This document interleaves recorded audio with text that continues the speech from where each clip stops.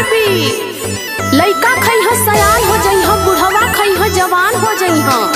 चिन्हिया 10 रुपया पौवा, गुड़हिया 20 रुपया पौवा। आवा आवा ए बाबू आवा ले लो। हो गरम का? अरे एकदम गरम हो।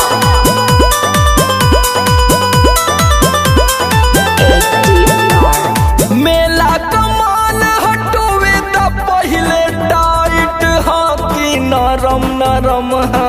लेला हो जलेबी। अरे तनी टोल बताओ। मेला कमान हटोवे त पहिले टाइट हा कि नरम नरम हा।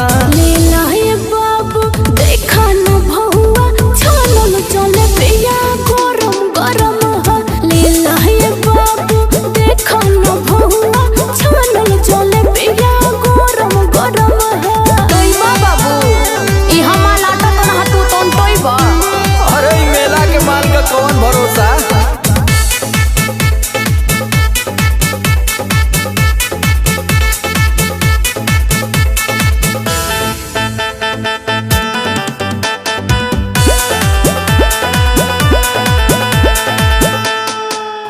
मुहे में जब जा बर्फी से नीक बुझाला।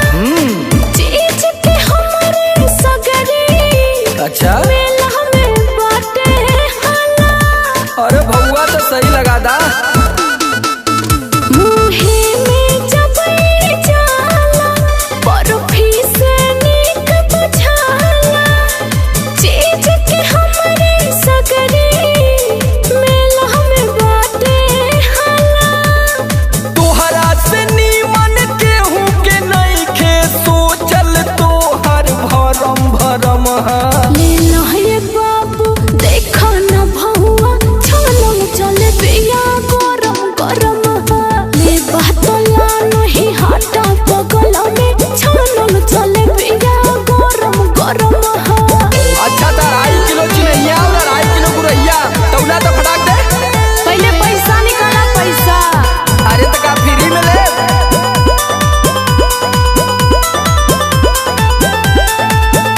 बाड़ू कैसन हलुवैया, मांगेलू पहिले रुपैया। देखे के सुघर लइके धरल चहेला कहलैया। अरे पन्नी पकड़ा, हथवा के पकड़त हुआ। कैसन बाड़ू हलुवैया, मांगेलू पहिले रुपैया। देखे के सुघर लइके धरल चहेला कहलैया। कहे में समर आलो के तोहे लागत नाही शरम शरम हा। लेला हे बाबू देखा न भौवा, छानल जलेबिया गरम गरम हो। लेला हे बाबू देखा न भौवा, छानल जलेबिया गरम गरम हो। ला बाबू ला, तू खइबा त का याद करबा। ई कहती कि मार्केटवा में दुकनिया कहाँ तोहर कोनो कांटेक्ट नंबर है?